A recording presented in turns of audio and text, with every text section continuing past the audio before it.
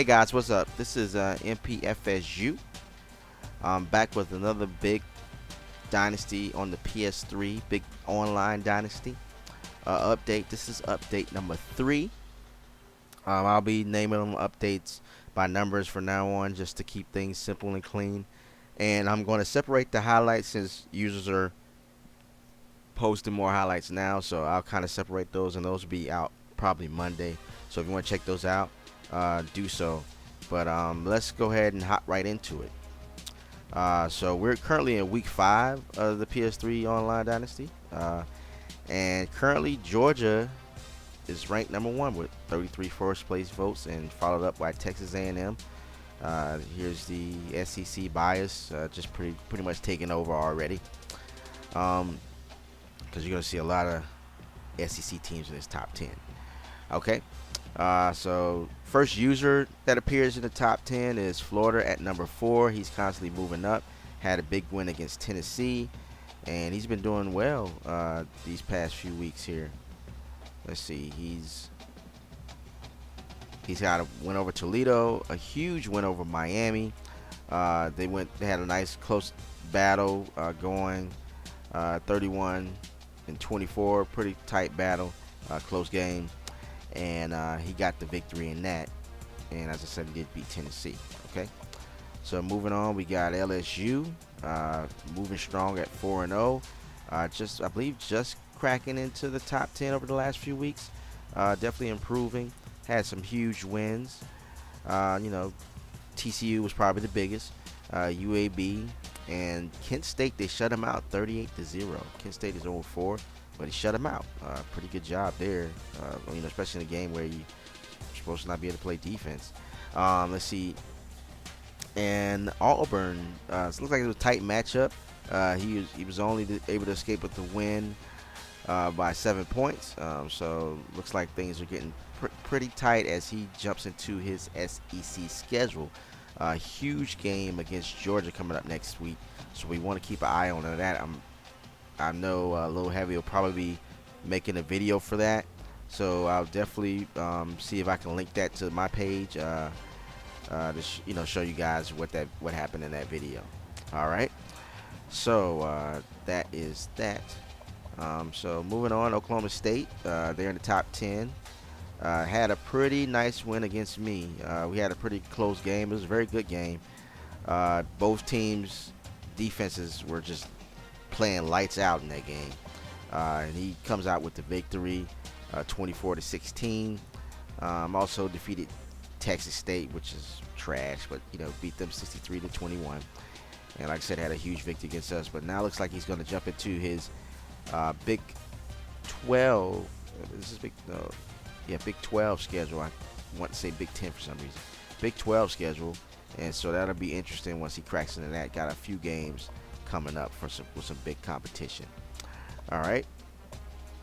So looking at Oregon, they're still hanging around there even after their week 1 loss against Boise. They came back pretty strong against UVA with a nice blowout win, and then it looks like a high-scoring affair against Tennessee.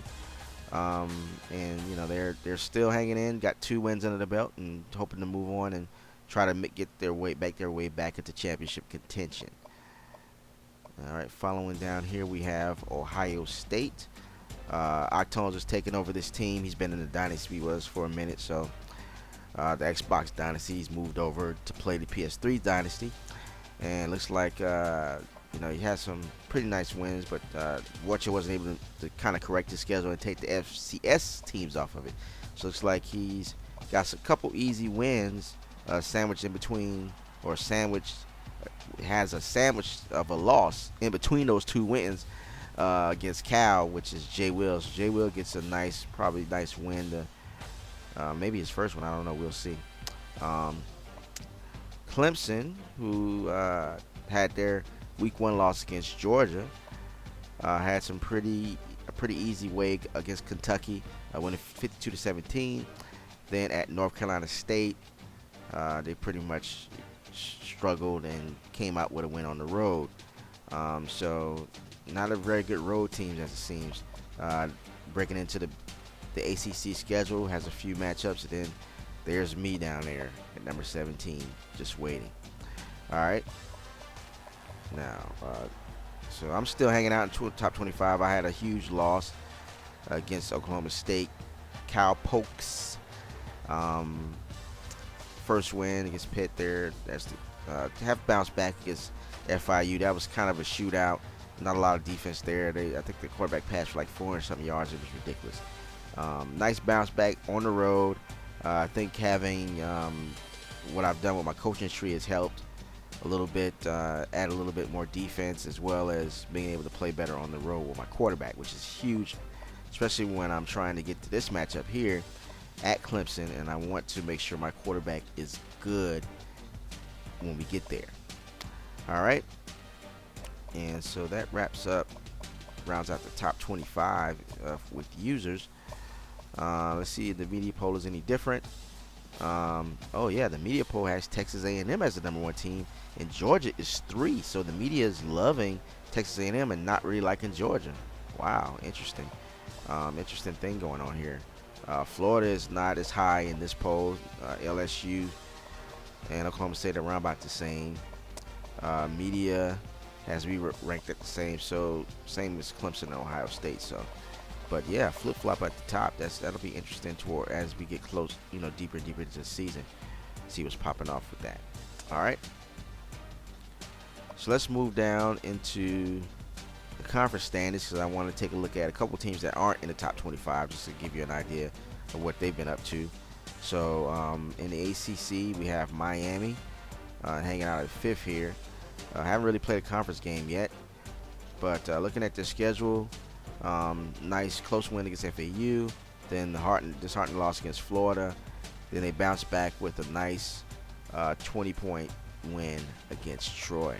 So things are looking pretty good for the Canes. They're trying to get back after make it back after a loss, but see what they'll do in the next couple weeks. All right, let's check out the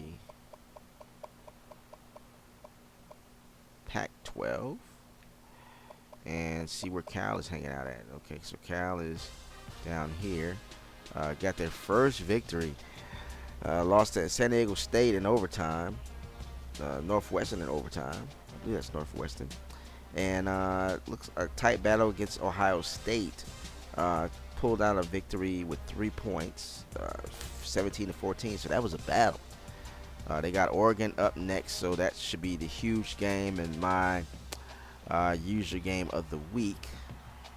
And we shall see how that goes in the next few updates. Okay. All right, so let's get into. We'll get more detail into the conference standings once teams start playing conference games. We haven't really had a lot of teams playing the conference games as of yet. So in the Heisman, let's see what's going on there. Oh wow, look at this. Jeremy Hill has gotten rid of Johnny Manziel as the top guy. Johnny Football looks like he's sliding down. Still had a pretty decent game. I guess it's not enough to take over from Jeremy Hill, who's had 30 carries, 154 yards in his last game against Auburn. But yeah, look at that. Boise's quarterback, Joe Southwick, look like he's making a jump into the Heisman race. Stats don't look very good, but I guess I don't have a vote, so whoever has a vote, they're voting this dude in. But I don't see where he's doing too well out there. Braxton Miller still hanging in there. He's had a good game against FCS Southeast. Yeah, 17 carries, 100 yards, 6 touchdowns. Yeah. All right, so have Florida with Matt Jones. He's made it in. He's 5th. So this thing has been moving around quite a bit from the weeks. So it's it's kind of fluid right now. Seeing some new faces in there. Some of the other faces have dropped off. And so we'll see if things continue to change. If it goes back and forth, we have a whole new set of dudes the next week. It'll be interesting to see what happens. But that's what that is there. And that is it for the Heisman. And let's check out Players of the Week. We haven't done that since we've been doing this update. But just want, since we have a few weeks in the books, let's go ahead and look and see what's going on. So week 1, we have Jonathan Bullard. He was in the Heisman race, 10 tackles, 8 sacks, and a forced fumble in that game. And Rakeem Cato from the Thundering Herd of Marshall had a pretty decent game. 5 total TDs, 17 carries, 100 yards, 261 yards passing. Week 2, another Marshall player. Wow. So Thundering Herd looking like they're trying to do some things here. 6 tackles, 5 tackles for loss, 4 assisted tackles, 2 sacks, 2 forced fumbles, and a fumble recovery. Wow, this linebacker had an outstanding game. Then here's Jeremy Hill making his Heisman push, and this is probably where he got his Heisman push. 33 carries, 200 yards, 4 touchdowns. He had a beast of a game against UAB. Week 3, no users in here. We have quarterback Randall Evans and senior quarterback Connor Shaw from South Carolina. Let's see. 5 total TDs for the quarterback, 302 yards and 55 yards rushing. And we have some tackles, tackle for loss, 6 assists, a forced fumble, and an interception for Randall Evans. So good job there. And here's Bullard back again on the defensive side of the ball. 5 tackles for loss, 5 sacks, and another forced fumble. And here's junior Braxton Miller, who played a game against FC Southeast. And now he's in the highs. Well, now he's got some nice higher numbers to point to. But we'll see how he does throughout the remainder of the season. So that is it for me, guys. I appreciate you guys checking this out. I will be posting, like I said, some highlight videos. I'm put together for Monday or maybe even Sunday evening. Kind of split them up since I got more users posting them. But you know, if you like this content, you find it enjoyable, go ahead and like this video.